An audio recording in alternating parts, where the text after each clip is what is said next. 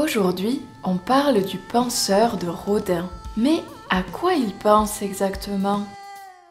La sculpture du penseur représente Dante, l'auteur de la Divine Comédie. L'idée était de faire un groupe de sculptures pour former la porte de l'enfer. Dante pensait à comment nous allons en enfer ou comment nous en sortons. Dans la Divine Comédie, il y a beaucoup de références culturelles, des références à toute la culture de l'époque. Aujourd'hui, on ne comprend plus la moitié de ces références, mais l'idée de l'enfer que nous avons a précisément pour origine l'œuvre de Dante. Le diable rouge avec des cornes, les flammes éternelles, les tortures. En réalité, dans la Divine Comédie, il y a une zone de l'enfer qui est comme ça. Mais il y en a une autre, par exemple, où les condamnés sont plongés dans l'eau gelée jusqu'aux yeux, attendant l'attaque du monstre. Mais l'image qui a perduré est celle des flammes. Mais pour quelle raison allons-nous en enfer? Pour nos péchés.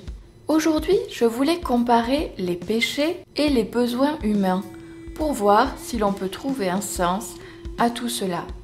Que ce soit clair entre nous, les péchés de chacun ne m'intéressent pas le moins du monde et que celui qui est exempt de péché... La pyramide de Maslow explique les besoins humains et les classifie en catégories. Il y a des besoins primaires comme se nourrir. Quand ceux-ci sont remplis, on commence à se préoccuper pour d'autres niveaux de besoins comme le respect. Au niveau le plus basique, on a les besoins physiologiques comme l'alimentation, le sexe et le repos que l'on peut associer à leurs excès, la gourmandise, la luxure, la paresse. La colère, moi, je la positionnerai comme interniveau. Elle surgit quand on ne peut pas assurer ses besoins. Ce qui apparaît, c'est la frustration. Au niveau de la sécurité, on a le fait d'avoir des ressources qui, poussées à l'extrême, se convertiraient en avarice. Dans les niveaux supérieurs, on a le sentiment d'appartenance et de reconnaissance. Quand il y a reconnaissance, on peut arriver à l'orgueil. Quand c'est la reconnaissance de son voisin, peut apparaître l'envie. Mais comment passons-nous de remplir un besoin à un excès? Si j'ai besoin de manger, je mange. Si j'ai peur de ne pas pouvoir manger, je sens ce manque, ce vide. Il apparaît une angoisse, une anxiété. Alors, je mange trop. La gourmandise apparaît. Et les besoins et excès des différentes catégories et des différents niveaux sont liés. Par exemple, si j'ai un vide affectif, je peux le combler par un excès d'alimentation ou de gourmandise, ou de confiance, d'orgueil. Ces excès sont-ils ce qu'on appelle péchés?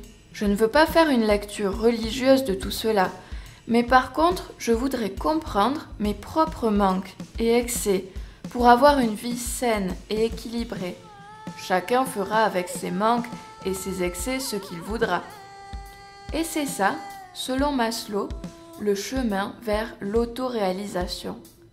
Dans la société où l'on vit, Europe du XXIe siècle, il semble que les besoins primaires soient plus ou moins remplis d'une certaine façon.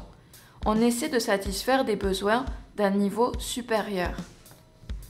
Je vous raconte tout cela depuis une chaîne YouTube. J'ai mes réseaux sociaux où je mets mes photos de vacances ou de mes abdominaux. Les données d'utilisateurs d'Instagram ou de TikTok ne cessent d'augmenter. Le besoin de reconnaissance est peut-être plus fort que jamais dans une société déjà mondialisée. Il y a aussi un besoin de transcender notre temps, d'être immortel d'une certaine manière.